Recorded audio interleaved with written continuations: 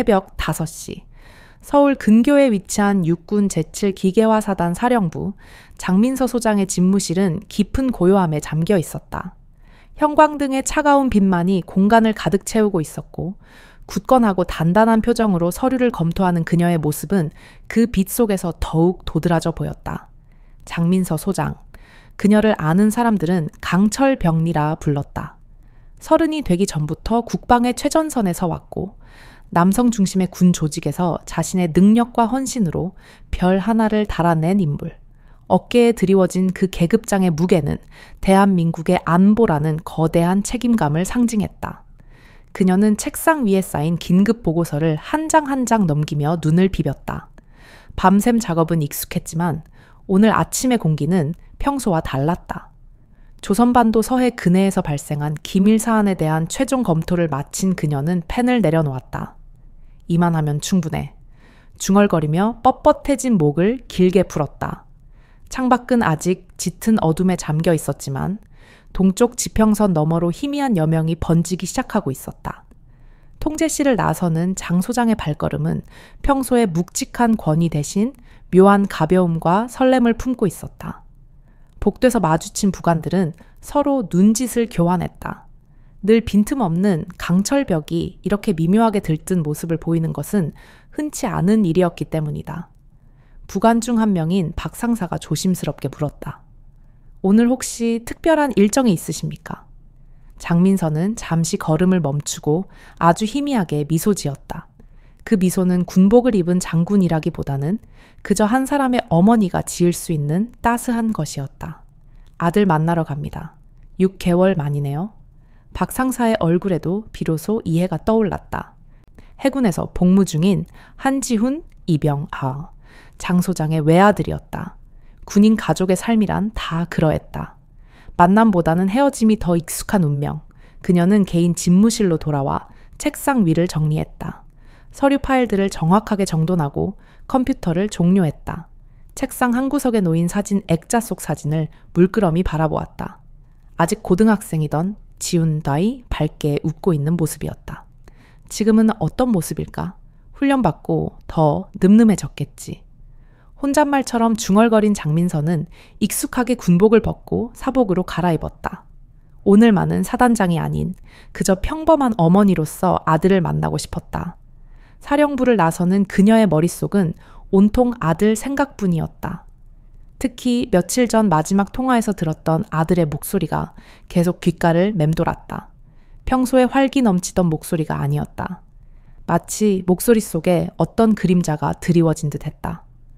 혹시 무슨 걱정거리가 있는 것 같았지만 물어도 아무것도 아니다 라고만 대답했다. 괜찮아요, 엄마. 그냥 훈련이 좀 힘들어서 그래요. 그때 지훈이 했던 말이었다. 그러나 장민서는 알았다. 아들이 무언가를 감추고 있다는 것을. 어머니의 직감이란 소름 끼칠 정도로 정확했기에 그녀의 마음 한구석에는 묘한 불안감이 깊게 자리 잡고 있었다. 운명의 징후와 불안의 그림자. 장민서는 서울에서 부산 해군 기지까지 가는 장거리 운전 경로를 머릿속으로 되뇌었다. 멀다면, 멀고 가깝다면 가까운 거리였지만 아들을 생각하면 그 모든 것이 아무렇지 않았다. 차 안에서 그녀는 아들이 가장 좋아하는 음식을 떠올렸다. 어린 시절부터 제일 좋아했던 김치찌개물을 끓여갈 생각이었다. 지훈이가 어릴 때부터 가장 좋아했던 음식이지. 군대에서 먹는 식사는 영양가야 충분하겠지만 어머니의 손맛을 따를 수는 없을 터였다. 그녀는 집으로 향하는 차 안에서 오늘 끓일 김치찌개 재료를 꼼꼼히 체크했다. 잘 익은 김치와 질 좋은 돼지고기, 그리고 두부.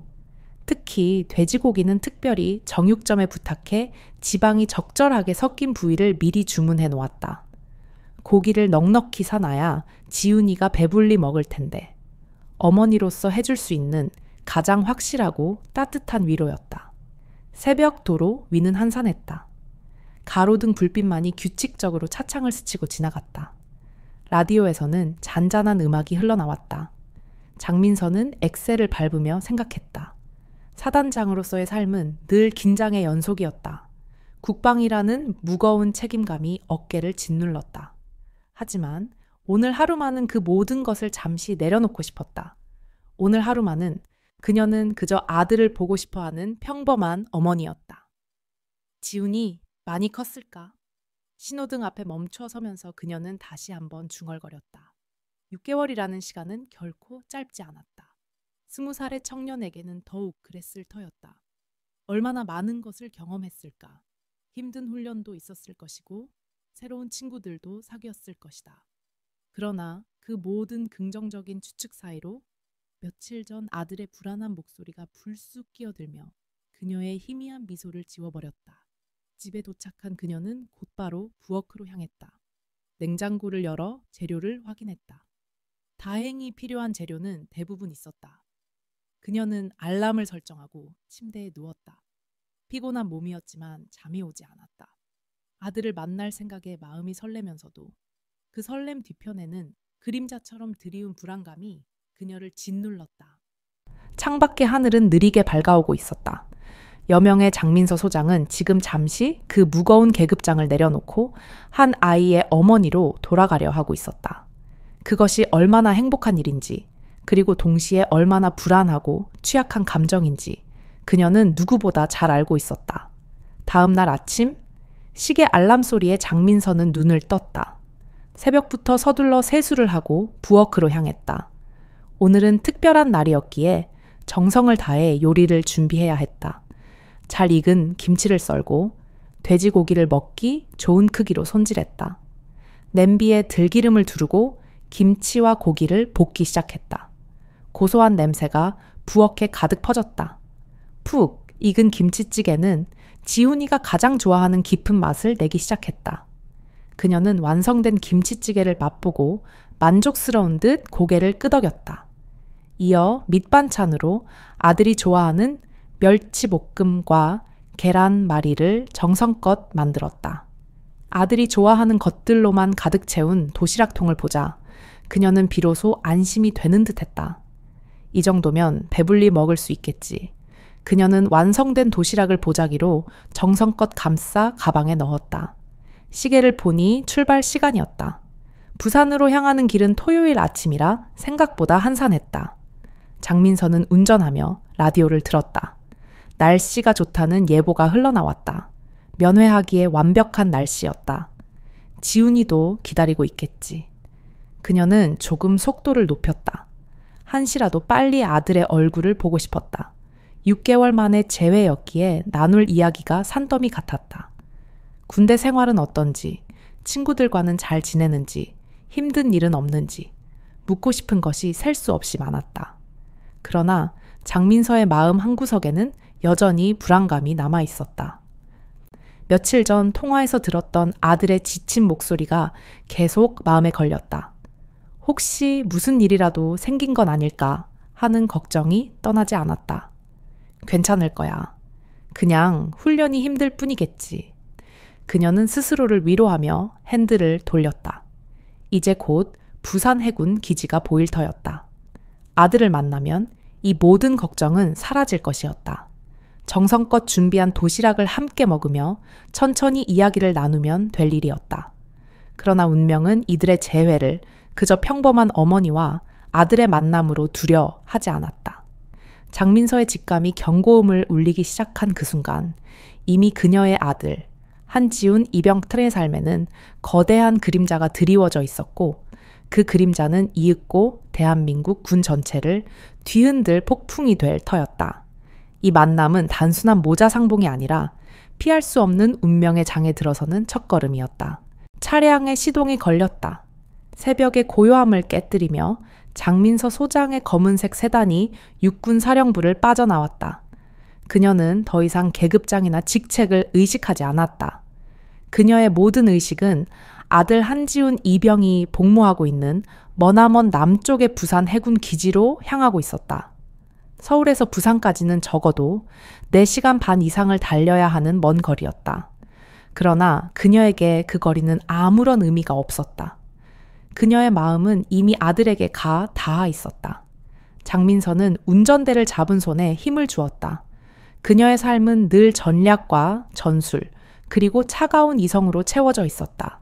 하지만 지금 그녀를 움직이는 것은 오직 하나, 모성애라는 본능적인 감정이었다.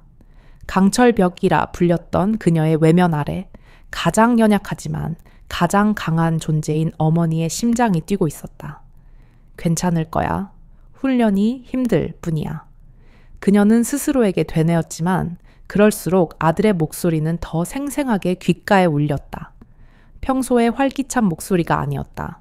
활력을 잃고 마치 물속에서 말을 하는 듯 먹먹하게 들렸던 목소리. 그녀는 자신의 직업 때문에 아들을 해군에 보낸 것에 대한 죄책감마저 느꼈다.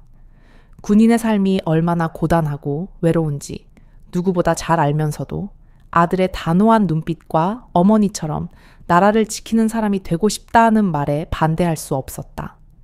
지훈아, 엄마가 너무 늦지 않게 갈게. 그녀는 차창 밖으로 빠르게 지나쳐가는 가로등 불빛들을 보며 속삭였다.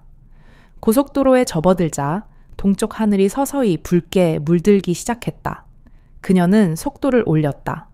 아들이 가장 좋아하는 김치찌개의 재료들이 트렁크 안 보온 가방 속에 안전하게 담겨 있었다.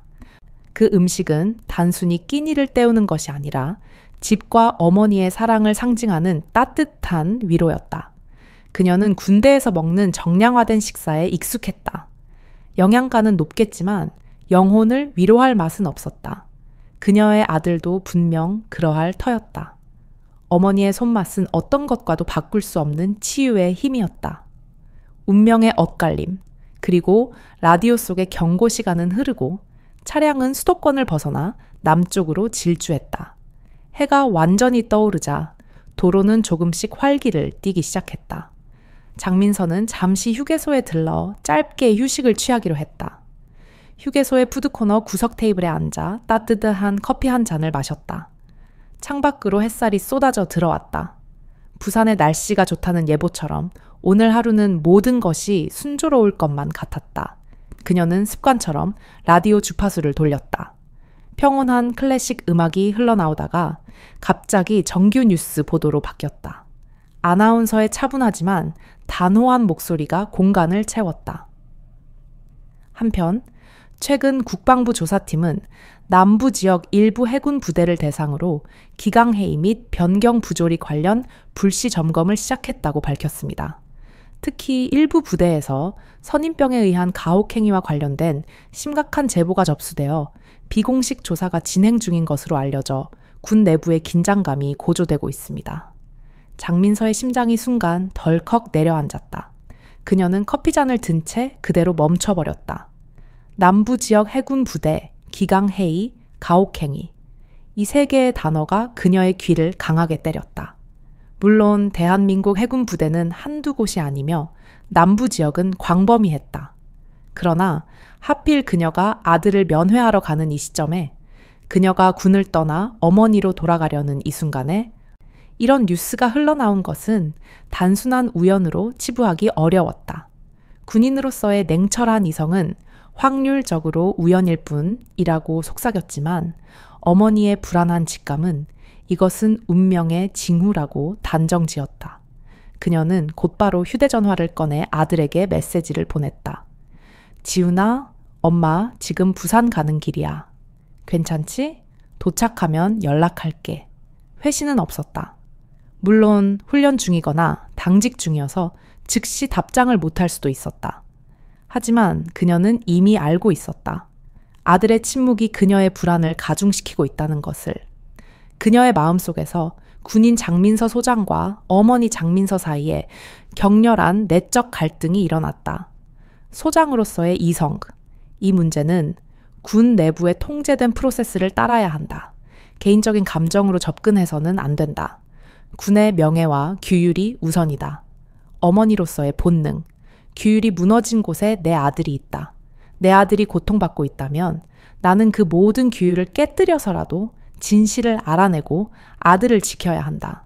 결국 어머니의 본능이 이성을 압도했다. 그녀는 자리에서 벌떡 일어났다. 커피잔은 그대로 남겨두었다. 그녀에게 지금 가장 중요한 것은 군의 기밀이나 규율이 아니었다. 오직 아들 한지훈의 안전이었다. 채 다시 오른 그녀는 부산을 향해 더욱 속도를 냈다. 창밖으로 스쳐 지나가는 풍경들이 마치 필름처럼 빠르게 감겼다. 그녀는 머릿속으로 아들과의 통화를 다시 되감았다. 훈련이 좀 힘들어서 그래요. 지훈의 목소리는 평소보다 확실히 낮고 힘이 없었다. 그녀는 그 목소리에서 피로 이상의 무언가를 감지했다. 그것은 두려움이었다. 내가 너무 늦은 것은 아닐까? 이 섬뜩한 질문이 그녀의 머리를 강타했다. 군 조직 내부의 부조리는 골마 터지기 전까지는 철저히 은폐된다는 사실을 그녀는 너무나 잘 알고 있었다. 만약 아들이 폭력이나 집단 괴롭힘의 대상이 되었다면 그 아이는 결코 어머니에게 사실을 말하지 못했을 것이다. 군인이 되고자 했던 자신의 꿈을 어머니에게 꺾고 싶지 않았을 것이고 약한 모습을 보이기 싫었을 것이다. 장민서의 표정은 점차 굳어졌다. 사령부를 나설 때의 희미한 미소와 들뜬 마음은 완전히 사라졌다. 이제 그녀의 얼굴에는 다시 강철벽의 차가운 결의가 드리워졌다. 하지만 그 결의는 국가를 위한 것이 아니라 오직 아들을 위한 것이었다. 그녀의 심장은 쿵쾅거리며 격렬하게 뛰고 있었다. 그것은 설렘이 아니라 곧 다가올 경랑을 예고하는 경고음이었다. 부산 해군 기지의 이정표가 시야에 들어왔다. 그녀는 운전대를 꽉 움켜쥐었다. 군부대 정문이 가까워질수록 공기의 밀도가 달라지는 듯했다. 그녀는 이미 어머니로서의 임무를 수행할 준비를 마쳤다. 그녀의 직감은 이 방문이 평범한 면회가 아님을 끊임없이 주지시키고 있었다. 그녀는 마지막으로 숨을 깊게 들이마셨다. 그리고 차분하게, 그러나 단호하게 부산 해군 기지 정문을 향해 차를 몰았다. 이 문을 통과하는 순간 그녀의 평화롭던 주말은 끝날 것이고 그녀는 군인 장민서로서 그리고 어머니의 장민서로서 아들의 운명과 군 내부의 어두운 진실을 놓고 치열한 싸움을 시작하게 될 것이었다. 그녀의 용기는 오직 모성애에서 비롯된 것이었다. 이 길은 단순한 면회로가 아니라 진실을 향한 험난한 운명의 길이 될 것임을 그녀는 본능적으로 직감하고 있었다. 약속된 시간보다 훨씬 일찍 장민서 소장의 차량은 부산 해군 기지 정문 앞에 도착했다. 오랜 시간 고속으로 달려왔음에도 불구하고 그녀의 얼굴에는 피로의 흔적 대신 오직 단단한 결의와 희미한 불안감만이 교차하고 있었다. 기지 정문은 높고 차가운 철문으로 굳게 닫혀 있었고 그 앞에서 초병들이 긴장한 표정으로 그녀의 차를 멈춰 세웠다. 차창을 내리자 초병의 눈이 그녀의 차림새와 표정을 살폈다. 그녀는 검은색 사복 차림이었지만 그 아우라만으로도 초병들은 주눅이 든 듯 보였다. 면회에 왔습니다. 해군 한지훈 이병 면회입니다. 장민서의 목소리는 차분했지만 거부할 수 없는 권위를 담고 있었다. 초병은 당황한 기색이 역력했고 곧바로 내부로 보고했다. 잠시 후 어제 통화했던 박 상사가 급히 달려나왔다. 그의 얼굴은 피로와 긴장으로 인해 창백했고 장민서를 보자마자 안절부절 못하는 기색이 역력했다. 아, 안녕하십니까. 사모님, 면회 신청 확인되었습니다. 잠시만 기다려 주십시오. 박 상사는 깍듯이 경례했지만 그의 눈빛은 장민서의 시선을 피하려 애쓰는 것처럼 보였다. 장민서는 초조하게 면회 대기실에 앉아 기다렸다. 주변에는 토요일을 맞아 아들이나 남편을 만나러 온 가족들이 희미한 설렘과 기대 속에 앉아 있었다. 그들 모두 익숙한 얼굴을 만나기 위해 먼 길을 왔을 터였다. 장민서 역시 그들처럼 평범한 어머니가 되기를 원했지만 그녀의 마음속을 맴도는 불안감은 그녀를 다른 면회객들과 분리시키고 있었다. 10여 분이 흘렀을까? 박 상사가 다시 나타났다. 하지만 그의 표정은 아까보다 훨씬 더 심각해 보였다. 무언가 곤란한 일이 생긴 듯 뺨에는 식은땀이 흘렀고 시선은 불안하게 흔들렸다. 사모님, 한지훈 이병은 현재 면회가 어렵습니다. 장민서의 심장이 쿵 내려앉았다. 뭐라고요? 무슨 뜻입니까? 분명 며칠 전에 면회 가능하다고 확인받았는데. 그녀의 목소리는 떨렸지만 군인으로서 수십 년간 다져온 냉정을 잃지 않으려 애썼다. 박 상사는 한숨을 쉬듯 말을 이었다. 그것이 갑작스럽게 감기 증세가 있어서 격리 중입니다. 규정상 면회는 어렵습니다.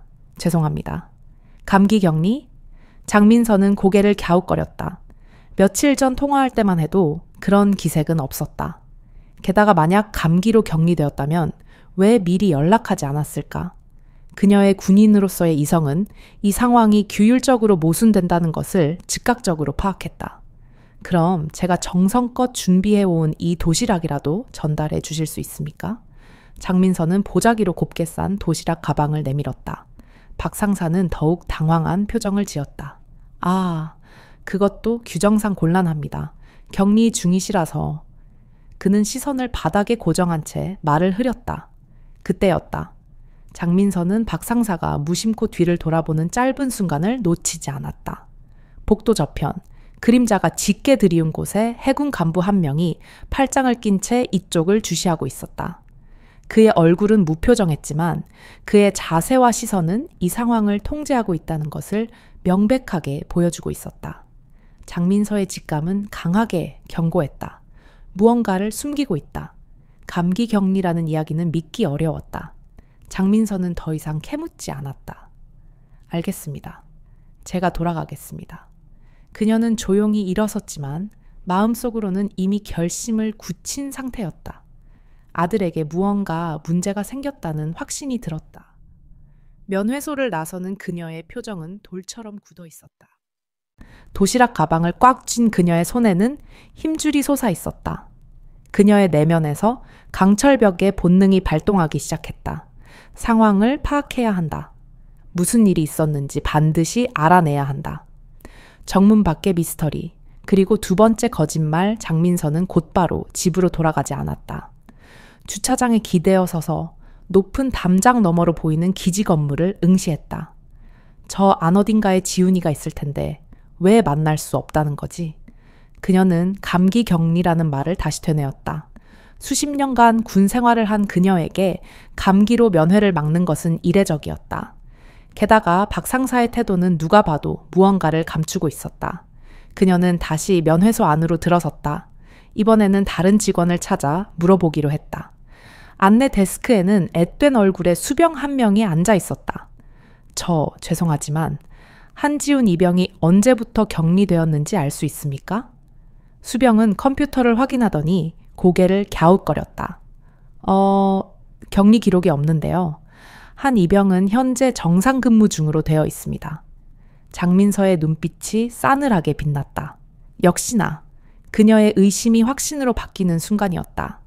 방금 전에는 감기 격리 중이라고 들었는데요. 수병은 당황하여 자리를 박차고 일어섰다. 잠시만요. 그는 황급히 어딘가로 전화를 걸었다. 잠시 후 아까의 박 상사가 얼굴이 빨개진 채 헐레벌떡 뛰어왔다. 아, 제가 착각했습니다. 다른 병사와 혼동했습니다. 한 이병은 현재 특별 임무 수행 중이라 면회가 어렵습니다. 이번에는 특별 임무라고 했다. 말이 계속 바뀌고 있었다. 장민서의 의혹은 이제 확신을 넘어 분노로 치닫고 있었다. 특별 임무라니요? 토요일에 이병이 무슨 특별 임무를 수행한다는 말입니까? 박 상사는 식은땀을 흘리며 말을 더듬었다. 그것은 기밀사항이라 말씀드릴 수 없습니다. 바로 그때 뒤에서 누군가 헛기침을 했다. 해군 중사 계급장을 단 간부였다. 그는 날카로운 눈빛으로 장민서를 노려보았다. 바로 그녀가 복대서 봤던 그 간부였다. 그는 장민서에게 다가와 차갑게 말했다. 사모님, 오늘은 면회가 곤란하니 다음에 다시 와 주십시오. 그의 태도에는 노골적인 위압감이 담겨 있었다. 그러나 장민서는 물러서지 않았다. 저는 제 아들을 만나러 왔습니다. 정당한 이유 없이 면회를 거부할 수 없다는 것을 아실 텐데요. 이미 이유를 설명했습니다. 더 이상 무리하시면 곤란합니다. 중사의 목소리에는 경고가 담겨 있었다. 장민서는 잠시 중사를 응시했다. 그녀는 그의 눈빛에서 숨기려 해도 숨겨지지 않는 공포를 읽어냈다. 무언가 엄청난 것이 발각될까봐 두려워하는 눈빛이었다. 알겠습니다. 제가 물러나죠. 장민서는 조용히 말하며 뒤돌아섰다. 하지만 그녀는 포기한 것이 아니었다. 오히려 더 큰 의혹이 피어올랐다. 아들에게 틀림없이 심각한 일이 일어났다는 확신. 그녀는 주차장으로 돌아가 채 시동을 걸었지만 그 차는 집이 아닌 기지 정문 맞은편 작은 식당으로 향했다. 그녀는 이제 강철벽 장민서 소장으로서 아들의 운명을 건 긴급 작전에 돌입하고 있었다. 장민서 소장은 해군 기지 정문을 등지고 섰다. 그녀의 표정은 마치 폭풍 전야의 수면처럼 고요했지만 내면에서는 격렬한 분노와 냉철한 이성이 충돌하고 있었다. 감기 격리, 정상 근무, 그리고 특별 임무. 세 개의 엇갈린 진술은 그녀의 직감이 옳았음을 증명했다. 아들 한지훈 이병에게 심각한 문제가 발생했고 군 내부의 누군가가 그 사실을 은폐하고 있었다. 특히 마지막에 나타난 최우진 중사의 눈빛, 공포를 감추려 했지만 역력했던 그 위압감은 이 일이 단순한 기강회의가 아님을 예고했다. 그녀는 곧바로 집으로 돌아가지 않았다. 주차된 차에 올라탔지만 시동을 걸지 않은 채 한참을 앉아 있었다. 그녀는 지금 사단장의 권위나 군복의 힘을 쓸 수 없었다. 사복 차림의 민간인으로서 그녀는 정보를 수집해야 했다. 진실을 파헤치기 위한 그녀만의 비공식 작전이 시작된 것이다. 장민서는 차를 기지 정문 맞은편에 위치한 허름한 백반집으로 몰았다. 함구라는 간판이 걸린 낡은 식당이었다.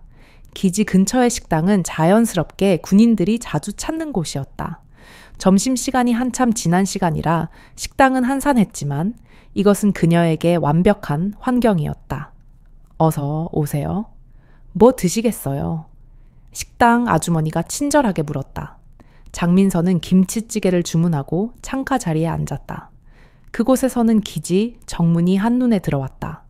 그녀는 젓가락을 든 채 찌개를 먹는 척하며 귀를 곤두세웠다. 바로 그때 식당 문이 열리고 해군 간부 3명이 들어섰다. 모두 하사관 계급장을 단 젊은이들이었다. 그들은 구석 테이블에 자리를 잡고 대화를 나누기 시작했다. 장민서는 찌개를 조용히 먹는 척하며 귀를 기울였다.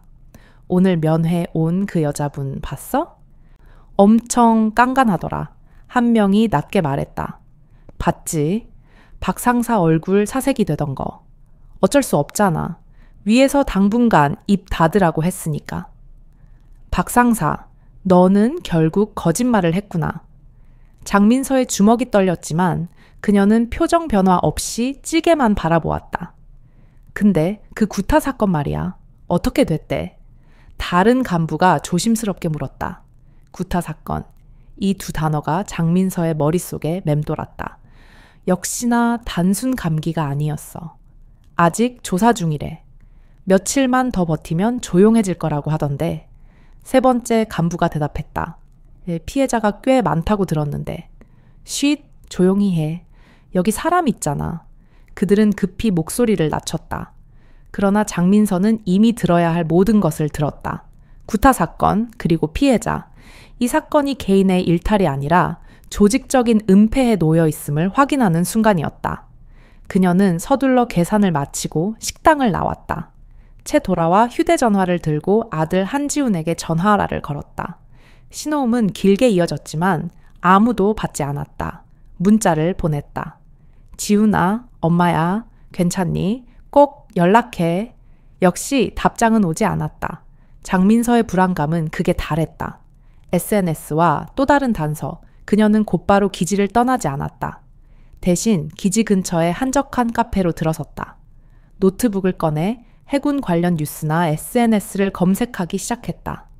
공식적인 뉴스에는 아무것도 나오지 않았다. 군 당국이 철저히 통제하고 있다는 명확한 증거였다. 장민서는 포기하지 않고 SNS를 뒤졌다. 해군 관련 해시태그와 특정 지역명을 조합하여 게시물들을 하나하나 확인했다.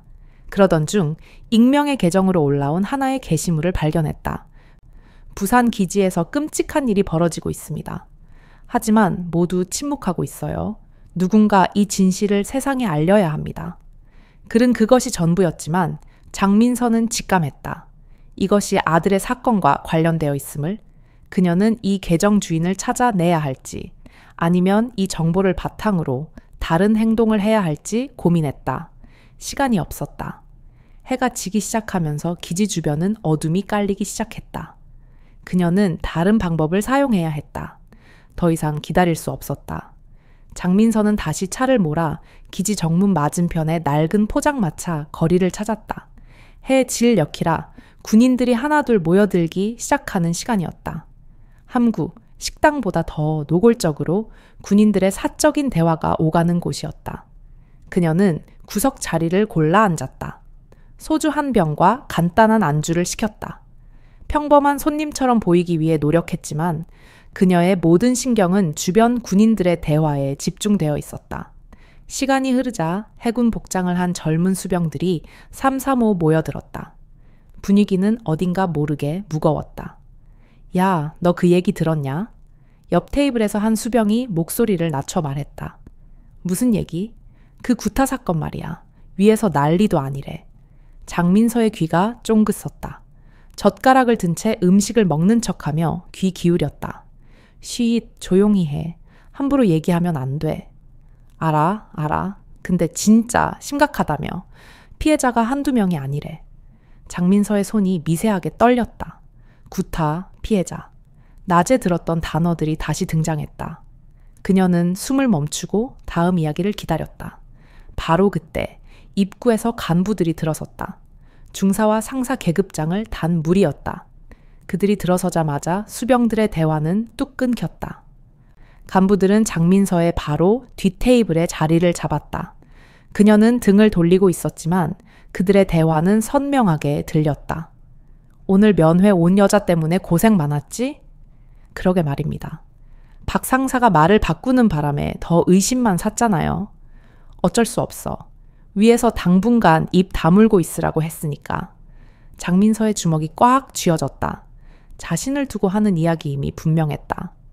근데 그 최우진은 어떻게 됐대? 최우진. 이 세 글자가 장민서의 머릿속에 깊숙이 박혔다. 낮에 봤던 바로 그 중사였다. 그녀는 반드시 기억해야 할 이름이었다. 일단 근신 중이랍니다. 조사 끝날 때까지 조용히 있으라고 했답니다. 피해 병사들은 의무실과 격리 병동에 두고 외부 접촉 차단하고 있다며 그 안에 한지훈도 있다던데. 장민서의 심장이 멎는 듯했다. 한지훈. 아들의 이름이었다. 그녀는 더 이상 숨을 쉴 수 없었다. 응? 얼굴과 몸의 상처가 꽤 심하다던데. 누군가 말을 멈추었다. 주변에 사람이 있음을 의식한 듯했다. 간부들은 목소리를 더욱 낮췄다.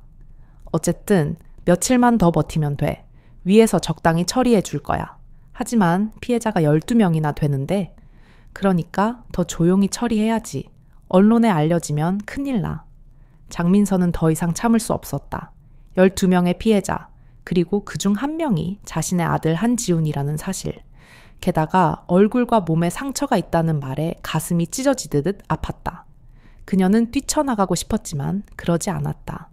더 많은 정보가 필요했다. 그녀는 참고 계속 들었다. 본부에서 감찰이 온다고? 형식적일 거야. 늘 그랬잖아. 이번엔 좀 다를지도 모른다는 소문이 구타 사건이 국방부까지 올라갔다는데. 간부들은 술잔을 부딪혔다. 그들에게 이 사건은 그저 처리해야 할 귀찮은 일에 불과했다.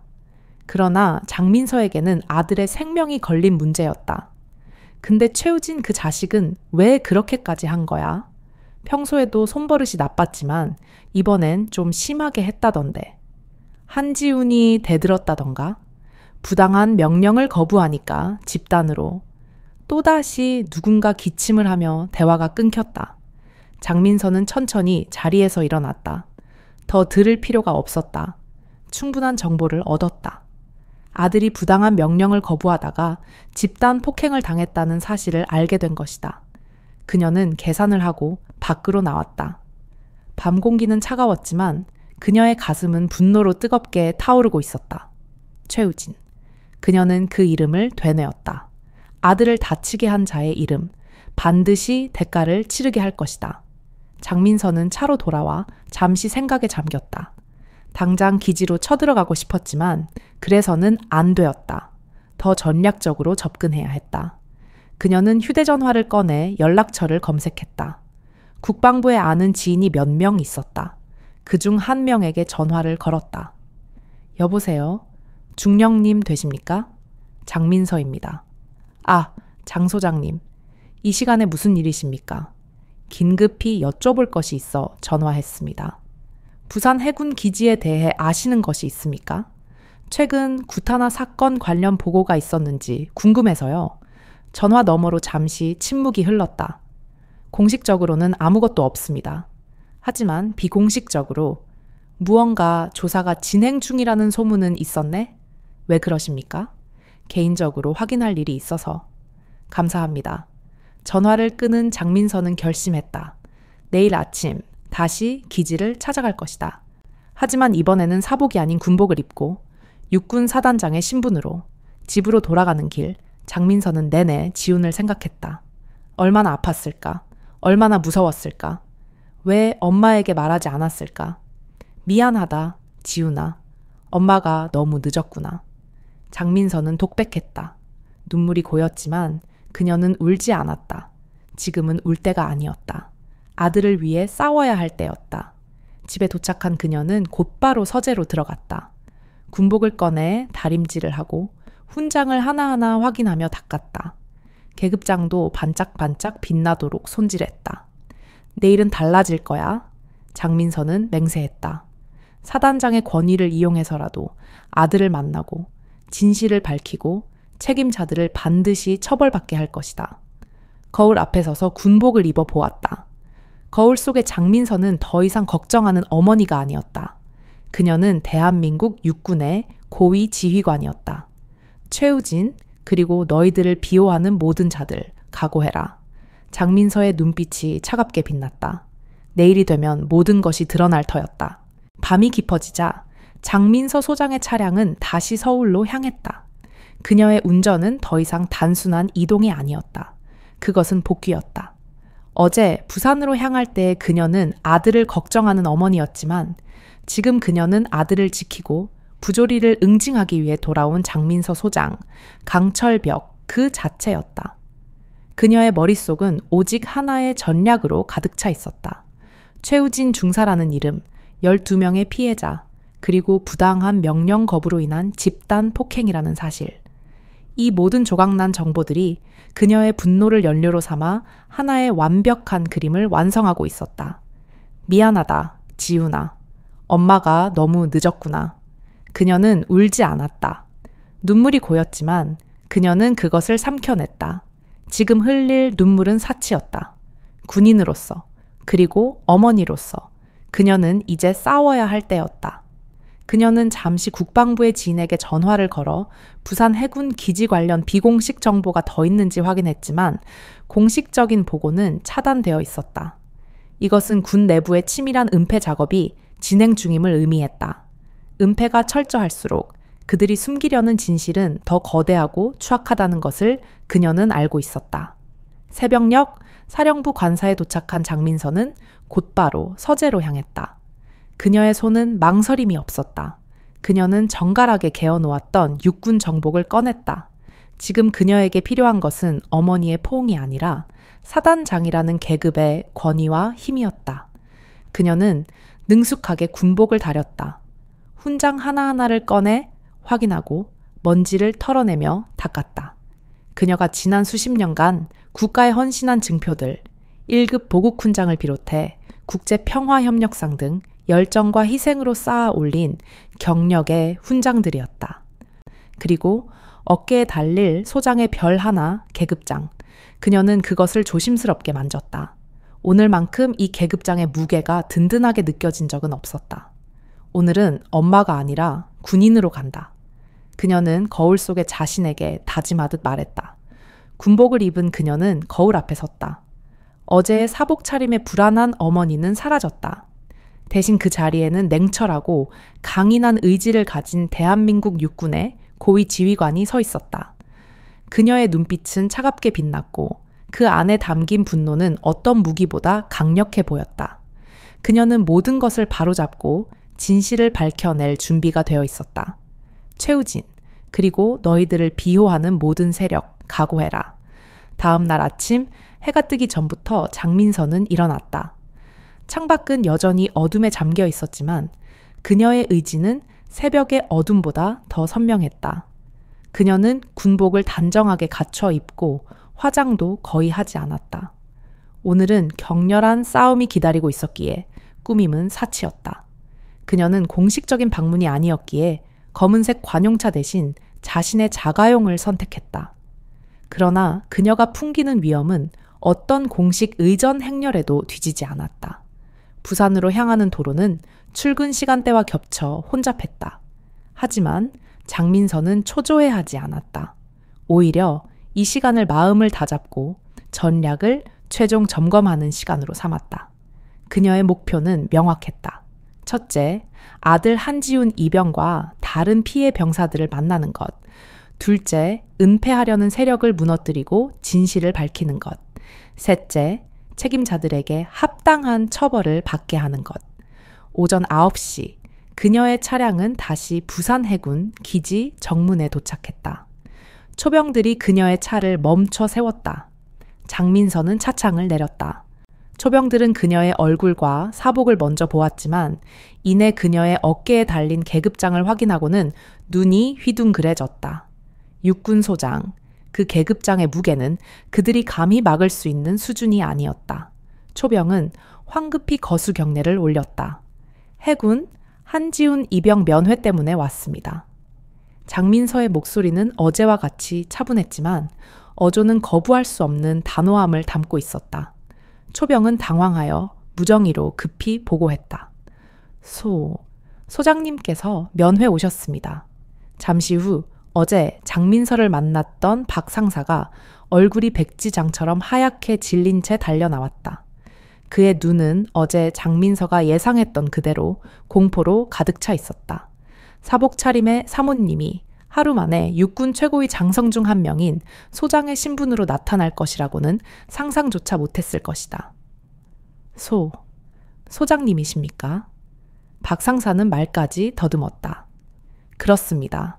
한 이병과의 면회를 요청합니다. 장민서는 차에서 내렸다. 정복 차림의 장민서 소장을 본 박 상사는 완전히 말문이 막혔다. 그녀의 위압감은 어제의 평범한 어머니와는 하늘과 땅 차이였다. 그것이 잠시만 기다려 주십시오. 박 상사는 다시 허둥지둥 어디론가 연락을 취했다. 얼마 지나지 않아 더 높은 계급의 간부들이 우르르 몰려 나왔다. 대령, 중령, 소령 등 계급이 높은 해군 장교들이었다. 그들 중에는 어제 그녀를 위압적으로 대했던 최우진 중사를 비호하던 인물들도 포함되어 있었다. 그들은 정복 차림의 육군 소장이 해군 기지에 갑자기 나타난 상황에 당황스러움을 감추지 못했다. 소장님, 무슨 일로 오셨습니까? 중령이 조심스럽게 물었다. 장민서는 차가운 눈빛으로 그들을 응시했다. 제 아들을 만나러 왔습니다. 어제도 왔으나 거부당했지요. 감기 격리라는 거짓말과 특별 임무라는 모순된 이유로. 그들의 얼굴은 굳어졌고 변명할 틈도 주지 않았다. 지금 당장 한지훈 이병을 데려오십시오. 이것은 요청이 아니라 명령입니다. 장민서의 목소리에는 거부할 수 없는 권위가 담겨 있었다. 비록 육군과 해군은 별개의 조직이지만 소장이라는 계급의 무게와 그녀가 풍기는 확고한 태도는 그 누구도 무시할 수 없었다. 알겠습니다. 안내하겠습니다. 중령이 결국 고개를 숙였다. 더 이상 상황을 버틸 수 없음을 깨달은 것이다. 그녀는 면회실이 아닌 기지 내에 비어있는 회의실로 안내되었다. 장민서는 테이블에 앉아 기다렸다. 약 10분 후 문이 열리고 누군가 들어왔다. 지훈아. 장민서는 벌떡 일어섰다. 그러나 다음 순간 그녀는 숨이 막혀 아무 말도 할 수 없었다. 아들의 왼쪽 뺨에는 선명한 푸른 멍이 들어있었고 입술은 터져 있었다. 걷는 모습마저 부자연스러웠다. 엄마. 한지훈의 목소리는 간신히 들릴 정도였다. 그는 고개를 숙인 채 어머니를 제대로 쳐다보지도 못했다. 장민서의 눈빛은 이성을 잃지 않으려 했지만 눈동자는 격렬하게 타오르는 분노를 감추지 못했다. 회의실의 공기는 무겁고 차가웠다. 장민서 소장은 분노로 인해 온몸이 떨렸지만 군인으로서 수십 년간 다져온 냉정을 필사적으로 유지했다. 그녀의 눈빛은 아들의 상처에 고정되어 있었다. 뺨에 멍자국, 터진 입술, 그리고 부자연스러운 걸음걸이. 훈련 중 사고라는 허울 좋은 변명이 산산이 부서지는 순간이었다. 이게 대체 무슨 일입니까? 장민서의 목소리는 떨렸지만 그 안에 담긴 힘은 방 안의 모든 해군 간부들을 짓눌렀다. 그녀 뒤에 서 있던 해군 중령이 얼른 대답했다. 소장님, 그것이 훈련 중 발생한 불의의 사고였습니다. 시설물 낙하로 인한. 장민서는 그 중령을 돌아보았다. 훈련 중 사고. 그녀의 목소리가 한 옥타브 낮아졌다. 그럼 최우진 중사께서는 이 사고에 대해 자세히 설명해 주시겠습니까? 그때 회의실 문가에 서 있던 최우진의 얼굴이 굳어졌다. 바로 어제 그녀가 포장마차에서 이름을 들었던 그 중사였다. 그녀가 그의 이름을 정확히 호명하자 그의 눈빛에는 찰나의 공포가 스쳤다. 예, 그렇습니다만. 최우진은 최대한 침착하려 했지만 목소리가 미세하게 떨렸다. 훈련 중 사고라. 참 편리한 변명이군요. 장민서는 최우진을 꿰뚫어 볼 듯 노려보았다. 그리고 다시 아들 한지훈을 보았다. 아들의 눈빛에서 그녀는 공포를 읽었다. 최우진에 대한, 조직에 대한, 그리고 어쩌면 어머니인 자신에게조차 진실을 말할 수 없는 상황에 대한 공포였다. 지훈아, 엄마에게 솔직하게 말해줄래? 무슨 일이 있었는지. 장민서는 부드럽게 물었지만 지훈은 고개를 저었다. 괜찮아요, 엄마. 정말 훈련 중에. 한지훈. 장민서는 아들의 이름을 단호하게 불렀다. 그리고 천천히 아들에게 다가가 그의 손을 잡았다. 아들의 손목에도 선명한 멍 자국이 있었다. 이것도 훈련 중 사고입니까? 최우진 중사. 장민서의 목소리에는 이제 분노가 섞여 나왔지만 최우진은 침묵으로 일관했다. 바로 그때 회의실 문이 다시 열리고 이대준 대령이 들어섰다. 이대준은 이 기지의 부사령관이었다. 소장님, 제가 설명드리겠습니다. 최근 부대 내에서 일부 부적절한 행위가 있었던 것은 사실입니다. 현재 조사를 진행 중이며 부적절한 행위라고요. 장민서는 어이없다는 듯 차가운 비웃음을 흘렸다. 제 아들의 얼굴을 보십시오. 이것이 부적절한 정도입니까? 제가 듣기로는 12명의 피해자가 있다고 들었습니다. 맞습니까? 이대준 부사령관의 얼굴은 완전히 핏기가 가셨다. 이 극비 정보가 외부로 새어나갔다는 사실에 놀란 것이 분명했다. 그 정보를 어떻게 아셨는지, 어떻게 알았는지는 중요하지 않습니다. 12명이 맞습니까? 맞습니다. 이대준은 결국 고개를 떨구었다. 장민서는 아들을 돌아보았다. 지훈아, 다른 피해자들은 어디에 있니? 지훈이 입을 열려 했지만 최우진이 끼어들었다. 그것은 기밀 사항입니다. 소장님, 기밀이라고요? 집단 폭행 피해자들의 소재가 왜 기밀입니까? 설명해 보십시오. 장민서는 최우진을 정면으로 노려보았다. 최우진은 입을 다물었다. 이대준 부사령관이 대신 나섰다. 소장님, 이 문제는 저희가 내부적으로 처리하겠습니다. 일이 커지지 않도록 장민서는 헛웃음을 쳤다. 제 아들과 11명의 젊은이들이 집단 폭행을 당했는데 조용히 묻어두자는 말입니까? 그게 아니라 충분히 들었습니다. 장민서는 일어서서 지훈의 손을 굳게 잡았다. 지훈이는 제가 데려가겠습니다. 그것은 안 됩니다. 아직 복무 중인 병사입니다. 최우진이 나섰다. 장민서는 그를 냉정하게 바라보았다. 그렇다면 정식으로 국방부에 이 사건을 보고하고 헌병대에 수사를 요청하겠습니다. 이대준 부사령관의 얼굴은 더욱 창백해졌다. 헌병대 수사가 시작되면 부대 명예는 물론 그의 지휘 책임까지 위태로워질 것이 분명했다. 소장님, 잠시 저희에게 상의할 시간을 주십시오. 1시간을 드리겠습니다. 그 사이에 모든 피해 병사들을 이 회의실로 데려오십시오. 장민서의 명령은 단호했고 거부할 수 없는 힘을 지니고 있었다. 진실의 고백 그리고 정의의 시작 간부들이 황급히 회의실을 나간 후 장민서와 지우는 단둘이 남았다. 이제 엄마에게 이야기해 줄 수 있겠니? 무슨 일이 있었던 거야? 지훈의 눈에서 눈물이 흘러내렸다. 엄마, 죄송해요. 걱정 끼쳐드리기 싫었어요. 죄송하다니. 뭐가 죄송하다는 거야? 오히려 엄마가 미안하다. 더 일찍 눈치챘어야 했는데. 장민서는 아들을 끌어안았다. 지우는 어머니의 품에서 울음을 터뜨렸다. 그동안 억눌러 왔던 모든 고통과 서러움이 터져 나오는 듯했다. 1시간 후 회의실 문이 열리고 간부들과 함께 11명의 병사들이 들어왔다. 그들 모두 지훈처럼 얼굴과 몸 곳곳에 상처를 입고 있었다. 어떤 병사는 팔에 깁스를 하고 있었고 어떤 병사는 얼굴이 퉁퉁 부어 있었다. 모두 20살 안팎의 젊은이들이었다. 나라를 지키겠다는 일념으로 입대한 아이들이 이런 끔찍한 일을 당했다는 사실에 장민서의 가슴은 찢어졌다. 여러분, 저는 육군 제7기계화 사단장 장민서 소장입니다. 그리고 한지훈 이병의 어머니입니다. 장민서가 자신을 소개하자 병사들의 눈이 커졌다. 장군이라는 직책에 놀랐고 장군이 그들의 편에 섰다는 사실에 희망이 솟아오르는 듯했다. 여러분들이 겪은 일에 대해 듣고 싶습니다. 누가 먼저 이야기해 주겠습니까? 병사들은 잠시 서로 얼굴을 마주 보았다. 간부들이 옆에 서 있었기에 선뜻 나서는 사람이 없었다. 걱정하지 마십시오. 제가 여러분을 지켜줄 것입니다. 장민서의 목소리는 부드러웠지만 단호했다. 그 말에 용기를 얻었는지 한 병사가 손을 들었다. 저는 김철민 이병입니다.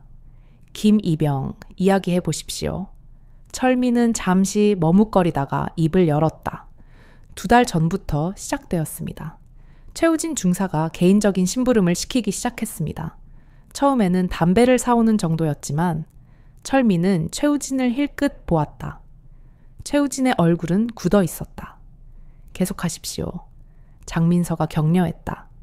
점점 요구가 많아졌습니다. 개인 청소, 심지어 돈을 빌려달라고도 했습니다. 거절하면 구타당했습니다. 회의실에 정적이 흘렀다. 철민의 고백이 시작되자 다른 병사들도 용기를 내기 시작했다. 저도 당했습니다. 심부름을 거절했다가 얼굴을 맞았습니다. 저는 갈비뼈가 부러졌어요. 병원에도 못 가고 최우진 중사뿐만이 아니었다. 다른 선임병들도 가담했다. 병사들의 증언이 쏟아져 나왔다. 장민서는 그 모든 것을 하나하나 기록했다. 이대준 부사령관의 얼굴은 시간이 지날수록 어두워졌다. 지훈아, 너도 이야기해보렴. 장민서가 아들을 바라보았다. 지훈은 깊게 숨을 들이마시고 입을 열었다. 최우진 중사가 저에게 다른 동기들을 감시하고 보고하라고 했습니다. 누가 불평불만을 늘어놓는지, 누가 구타를 고발하려고 하는지 보고하라고요. 그는 잠시 말을 멈췄다. 저는 거절했습니다. 동료를 배신할 수 없다고 했습니다. 지훈은 최우진을 똑바로 쳐다보았다. 최우진은 시선을 피했다. 그러자 집단 폭행을 당했습니다. 지훈의 목소리가 떨렸다. 장민서가 아들의 어깨를 감싸 안았다. 1시간 동안 맞았습니다. 발로 차고 주먹으로 맞고 기절할 때까지 장민서의 주먹이 꽉 쥐어졌다. 분노로 온몸이 떨렸지만 그녀는 냉정함을 잃지 않았다. 그 자리에 누가 있었습니까? 지우는 다른 간부들을 지목했다. 최우진 중사 그리고 김상사, 지목된 간부들의 얼굴이 창백해졌다. 다른 피해자들도 가해자를 지목했다. 총 4명의 간부가 가해자로 지목되었다. 모두 최우진의 직속 부하들이었다. 부사령관님, 장민서가 이대준 부사령관을 돌아보았다. 이제 어떻게 하실 작정입니까? 이대준 부사령관은 깊은 한숨을 쉬었다. 즉시 조사위원회를 구성하겠습니다. 조사위원회요? 자체 조사 말입니까? 장민서의 목소리에 비웃음이 섞였다. 그것 외에 무엇을 국방부 감찰과 헌병대에 정식으로 수사를 요청하십시오.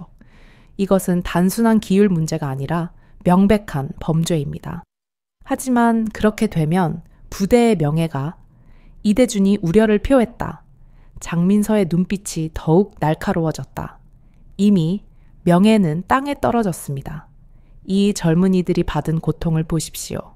진정한 명예의 회복은 정의 실현에서부터 시작됩니다. 이대준 부사령관은 더 이상 반론할 수 없었다. 알겠습니다. 수사를 요청하겠습니다. 그리고 가해자들을 즉시 직무 정지시키십시오. 장민서는 최우진을 가리켰다. 최우진은 소리쳤지만 소용없었다. 이대준 부사령관의 명령해에 헌병들이 들어와 그들을 체포했다. 피해 병사들의 얼굴에는 안도감이 퍼졌다. 마침내 정의가 실현되는 듯 했다. 회의실 문이 닫히고 최우진 중사를 비롯한 가해자들이 헌병들에게 연행되자 공간을 짓누르던 억압의 그림자가 서서히 걷히기 시작했다. 피해 병사들의 얼굴에는 깊은 안도감과 해방감이 맴돌았다. 장민서 소장은 따뜻하고 단호한 목소리로 병사들을 격려했다. 여러분, 용기를 내어 증언해 주셔서 고맙습니다. 이제 정의가 실현될 것입니다. 두려워하지 마십시오. 병사들 중 몇몇은 눈물을 글썽였다. 그동안 도움을 청할 곳도 없이 묵묵히 버텨내야 했던 시간들이 얼마나 고통스러웠을까. 그녀는 아들 한지훈을 보았다. 이제 안전하다. 엄마가 지켜줄게. 지훈은 고개를 끄덕이며 작은 목소리로 말했다. 고마워요, 엄마. 그 한마디에 장민서의 눈가가 뜨거워졌지만 그녀는 울지 않았다. 아직 할 일이 남아 있었다. 최우진이 연행된 후 회의실 분위기는 조금씩 풀리기 시작했다. 억압의 공기가 사라지자 병사들은 비로소 입을 열기 시작했다. 그 중에서도 김철민 이병이 가장 먼저 나섰다. 소장님, 사실은 더 말씀드릴 것이 있습니다. 김 이병이 조심스럽게 말을 꺼내자 장민서는 고개를 끄덕이며 경청했다. 김 이병은 깊게 숨을 들이마시고 말을 이었다. 첫 번째 사건은 2달 전이었습니다. 최우진 중사가 지훈이에게 개인 금고 열쇠를 맡기려고 했습니다. 거기에 중요한 서류가 있다고 하면서요. 지훈이는 그런 책임은 질 수 없다며 거절했습니다. 한지훈은 고개를 끄덕이며 김 이병의 증언을 확인했다. 그게 시작이었습니다. 그날부터 최 중사의 태도가 완전히 변했습니다. 김 이병의 증언이 이어졌다. 다른 병사들도 한두 명씩 거들기 시작했다. 맞습니다. 그전에는 그냥 엄격한 정도였는데 그 후부터 지훈이만 집중적으로 괴롭히기 시작했습니다. 그러다 저희한테까지 번진 거고요. 병사들의 증언을 듣고 있던 이대준 부사령관의 표정이 심각해졌다. 단순한 변경 내 괴롭힘이 아니라 무언가 더 큰 문제가 숨겨져 있는 듯했다. 혹시 그 서류가 무엇인지 짐작 가는 바가 있습니까? 이대준이 물었다. 병사들은 고개를 저었다. 하지만 한 병사가 손을 들었다. 저는 우연히 들었습니다. 최 중사가 김 상사와 통화하는 것을 들었는데 그 물건을 안전한 곳으로 옮겨야 한다고 했습니다. 그리고 여군이 알면 큰일 난다는 말도 했습니다. 회의실에 긴장감이 흘렀다. 이것은 단순한 폭행 사건이 아니었다. 무언가 더 거대한 부정부패가 숨겨져 있는 듯했다. 김 이병이 다시 입을 열었다. 최 중사는 공식 일정이 아닌데도 기지 밖으로 자주 나갔습니다. 그리고 돌아올 때마다 돈뭉치를 가지고 있었습니다. 10,000원짜리 지폐 다발이었습니다. 이대준 부사령관의 안색은 더욱 새파래졌다. 이것은 예상보다 훨씬 심각한 문제였다. 즉시 헌병대에 이 사실을 추가 보고하고 관련 의혹을 철저히 조사하게 하겠습니다. 이대준이 급히 전화를 걸었다. 그 사이에도 병사들의 폭로는 계속되었다. 누가 최우진이 민간인과 자주 만났다고 말했고 누가 기지 물품이 사라진 적이 있다고 증언했다. 저희가 그래서 고발하려고 했습니다. 한 병사가 말했다.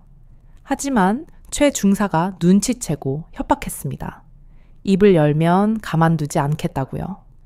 그 병사는 실제로 자신의 부러진 팔을 가리켰다. 장민서의 분노가 다시 솟구쳤지만 그녀는 냉정함을 유지했다. 감정적인 대응은 이를 그르칠 수 있었다. 모두 수고했습니다. 이제 안전합니다. 그녀는 병사들을 안심시켰다. 헌병대 수사관들이 회의실로 들어왔다. 즉시 수사를 개시하겠습니다. 헌병대장이 경례했다. 장민선은 명령했다. 피해자들의 진술을 모두 확보하십시오. 그리고 최우진 중사의 부정 의혹도 철저히 조사하십시오. 한지훈의 진술 차례가 왔다. 장민서가 함께 있어 주려 했지만 지훈은 고개를 저었다. 괜찮아요, 엄마. 혼자 할 수 있어요. 지훈의 눈빛은 변해 있었다. 더 이상 두려움에 떠는 소년이 아니었다.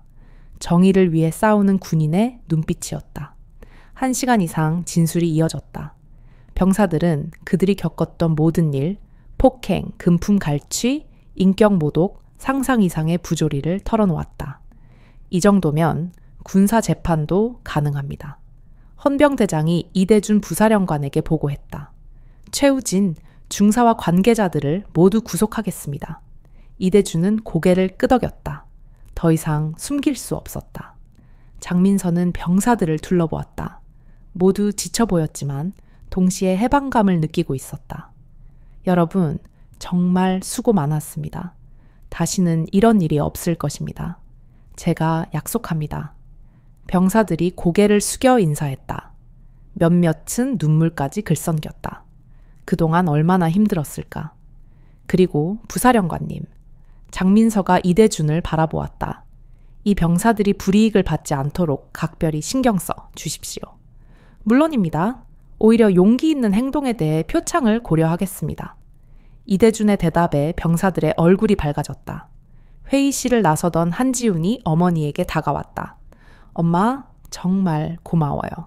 뭘 고맙다고 해? 당연히 해야 할 일을 했을 뿐이야. 아니요. 엄마가 아니었으면 저희는 계속 당하고 있었을 거예요. 지훈의 말에 다른 병사들도 고개를 끄덕였다. 소장님 덕분에 저희가 구원받았습니다. 병사들의 진심 어린 감사에 장민서의 가슴이 뭉클했지만 그녀는 아직 끝이 아님을 알고 있었다. 이것은 시작에 불과합니다. 정의가 완전히 실현될 때까지 지켜볼 것입니다. 그녀의 다짐은 단호했다. 헌병대의 초동 수사가 끝난 후 장민서는 곧바로 국방부로 향했다. 그녀는 이 사건이 단지 개인적인 문제로 끝나게 둘 생각이 없었다. 한국군 전체의 변경 문화를 바꾸는 계기로 삼아야 했다.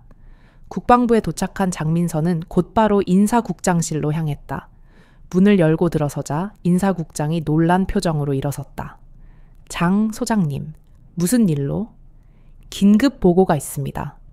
장민서는 준비해 온 서류를 책상 위에 올려놓았다. 부산 기지에서 벌어진 모든 일을 정리한 보고서였다. 인사국장은 서류를 읽기 시작했다. 읽을수록 그의 표정은 굳어갔다. 이것이 사실입니까? 제 아들을 포함해 12명의 피해자가 있습니다. 헌병대가 수사 중입니다. 인사국장은 깊은 한숨을 쉬었다. 심각한 문제군요. 즉시 장관님께 보고하겠습니다. 그것만이 아닙니다. 장민서가 말을 이었다. 부정부패 의혹도 있습니다. 철저한 감사가 필요합니다. 알겠습니다. 특별 감사팀을 구성하겠습니다. 인사국장이 전화를 들었다. 각 부서에 긴급 소집 명령을 내렸다. 1시간 후 국방부 회의실에는 고위 간부들이 모였다. 국방부 장관까지 참석했다. 장 소장 직접 설명해 주십시오. 국방부 장관이 말했다. 장민서는 일어서서 차분하게 사건의 전말을 설명했다. 사진 자료와 피해자들의 진술서를 하나하나 제시했다. 이것은 빙산의 일각일 수 있습니다. 장민서가 마지막에 덧붙였다.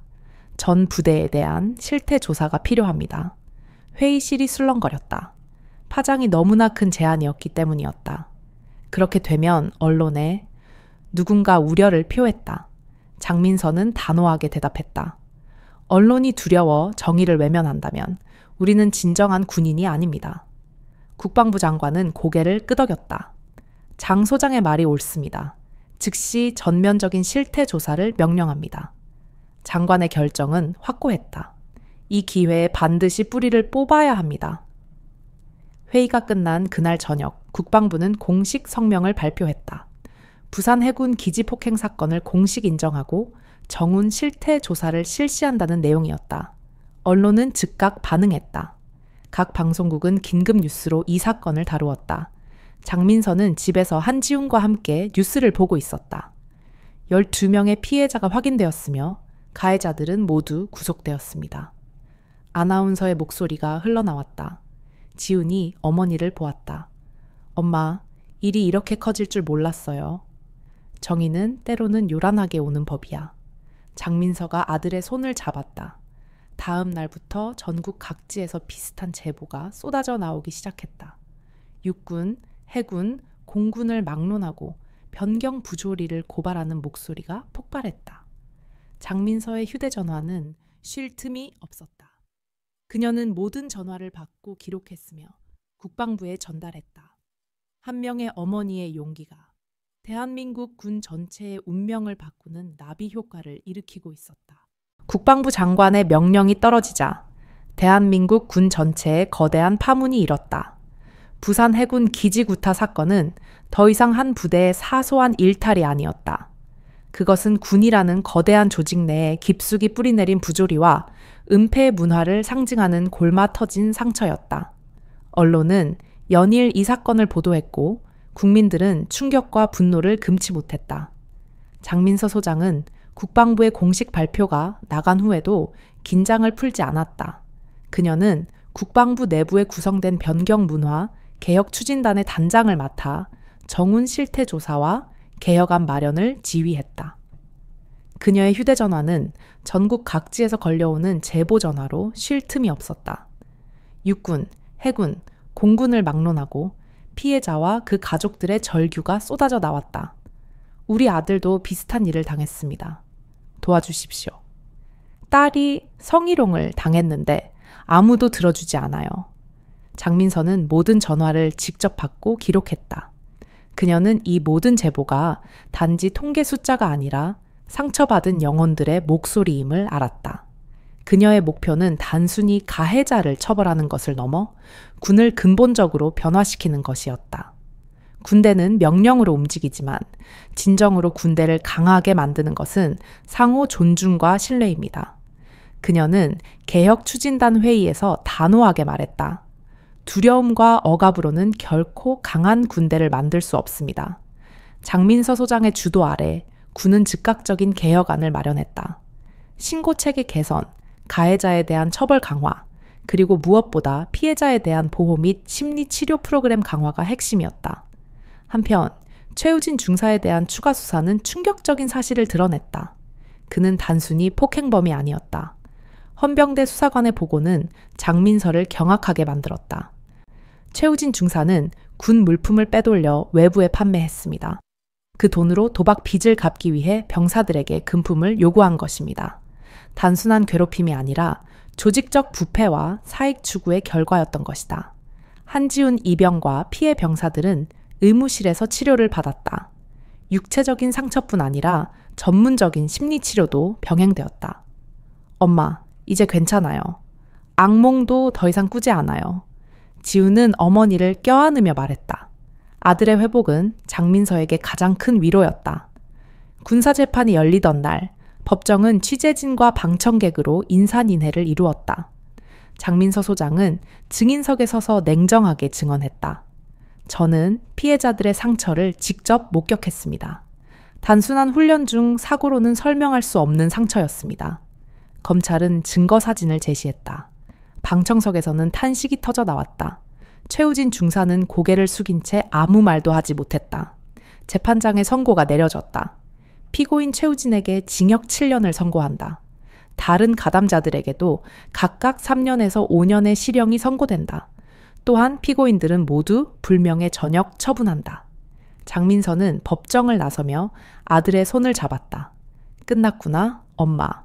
지훈이 말했다. 아니, 이것이 시작이야. 장민서의 말은 옳았다. 이 사건은 한국 군 역사의 거대한 전환점이 되었다. 국방부는 즉각 변경 문화 개혁 프로그램을 시작했다. 전 부대에 인권 교육이 의무화되었고 독립적인 고충 처리 기구가 설치되었다. 장민서 소장은 개혁 추진단장으로서 개혁을 이끌었다. 가장 감동적인 변화는 피해자들에게서 나왔다. 지훈이를 비롯한 피해 병사들은 전문적인 심리 치료를 받은 후 대부분 군에 남기를 선택했다. 그들은 더 이상 피해자가 아니라 변화의 주역이 되기를 원했다. 한지훈 역시 마찬가지였다. 사건 이후 그는 더욱 성숙해졌다. 그는 해군 장교 후보생 과정에 지원했다.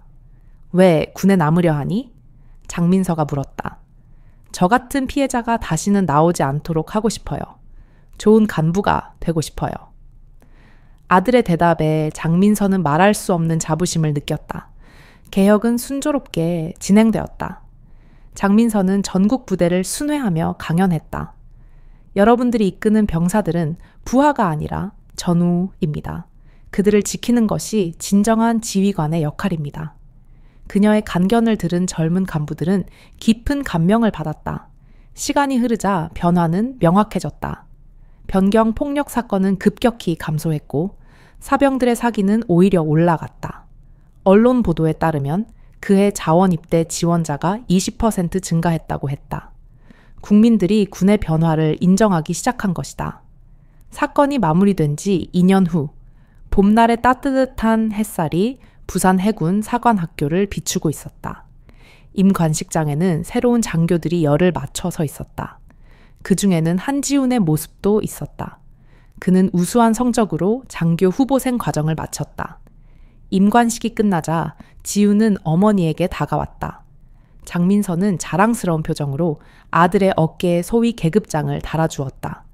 자랑스럽다, 아들아. 어머니야말로 저의 자랑입니다. 모자는 서로 마주보며 미소 지었다. 장민서 소장은 개혁추진단장 직을 성공적으로 마치고 다시 사단장 임무로 복귀했다. 그러나 그녀는 더 이상 단순한 지휘관이 아니었다. 그녀는 한국 군 개혁의 상징이었다. 그날 저녁 한지훈 소위는 어머니와 함께 국방부 대강당에서 열린 강연에 참석했다. 주제는 하청이와 용기가 만드는 강한 군대였다. 청중은 수백 명의 사관생도와 장병들로 가득 차 있었다. 장민서는 단상에 올라 이야기를 시작했다. 1년 전 저는 그저 한 아이의 어머니로서 분노했습니다.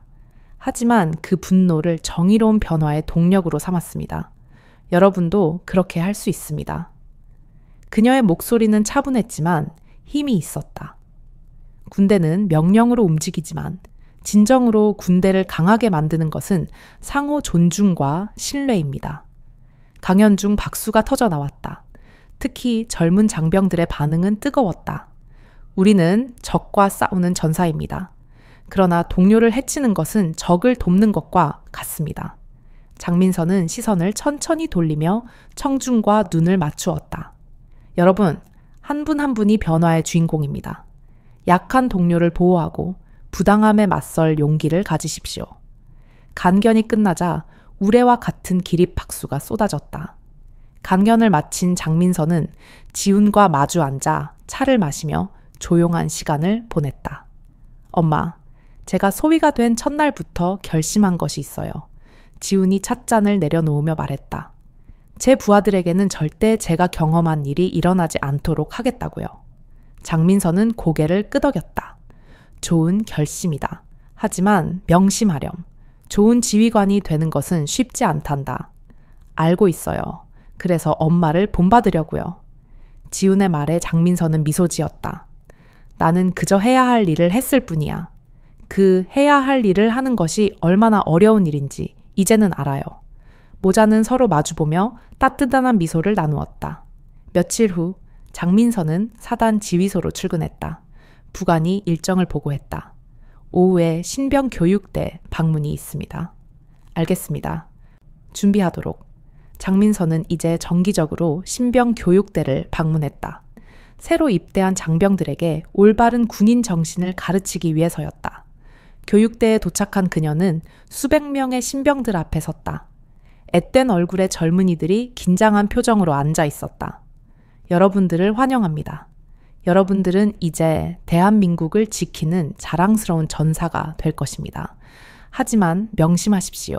진정한 전사는 약한 자를 지키는 사람입니다. 신병들이 고개를 끄덕였다. 장민선은 말을 이어갔다. 여러분의 옆 전우들을 보십시오. 그들은 여러분의 형제이자 자매입니다. 서로를 지키십시오. 교육을 마치고 나서는 길에 한 신병이 다가왔다. 소장님, 질문이 있습니다. 만약 부당한 명령을 받으면 어떻게 해야 합니까? 장민선은 진지하게 대답했다. 용기를 내어 거부하십시오. 그리고 도움을 요청하십시오. 이제 여러분을 보호할 수 있는 시스템이 있습니다. 신병은 안도한 표정으로 격려했다. 한편 한지훈 소위는 구축함에서 초임 장교로 근무를 시작했다. 그는 부하들을 이끄는 소대장이 되었다. 부하들은 말했다. 소위님은 정말 다르십니다. 저희를 진정한 인간으로 대우해 주시지 않습니까? 지훈은 매일 부하들과 대화했고 그들의 고민을 듣고 함께 해결책을 찾았다. 덕분에 지훈이 이끄는 소대는 부대에서 가장 단결력이 강했다. 시간이 흐르면서 한국군은 계속 변화했다. 변경 폭력은 현저히 줄었고 장병들의 인권의식은 높아졌다. 뉴스 아나운서는 보도했다. 올해 군 신뢰도가 역대 최고치를 기록했습니다. 국민의 87%가 우리 군을 신뢰한다고 답했습니다. 장민선은 사무실에서 그 뉴스를 보며 자랑스러워했지만 자만하지 않았다. 아직 가야 할 길이 멀다는 것을 알고 있었다. 어느 저녁 장민선은 지훈과 함께 부산 기지 근처의 식당에서 저녁 식사를 했다. 2년 전 그녀가 진실을 들었던 바로 그 포장마차였다. 여기 기억나니? 네. 엄마가 처음 진실을 알게 된 곳이죠. 그때 누군가 다가왔다. 김철민이었다. 그는 이제 상병이 되어 있었다. 소장님, 지훈 소위님. 아, 김상병, 잘 지냈니? 김철민은 환하게 웃었다. 2년 전에 어두웠던 표정은 어디에도 없었다. 식사를 마치고 나오면서 지훈이 말했다. 엄마, 저희가 정말 많은 것을 바꿨네요. 그래, 하지만 이게 시작이야. 장민선은 밤하늘을 올려다보았다. 별들이 반짝이고 있었다. 이제 우리 모자는 계속해서 약한 자를 지키는 군인이 되자. 어떤 상황에서도 용기와 정의를 잃지 않는 군인이 되자. 네, 엄마. 약속합니다. 지우는 단호하게 대답했다. 그들이 나란히 걸어가는 뒷모습에는 자부심과 결의가 넘쳐 흘렀다. 한 어머니의 용기가 시작한 변화는 한국군 전체에 퍼져나갔고 그 변화는 계속될 것이다. 정의와 용기가 있는 한.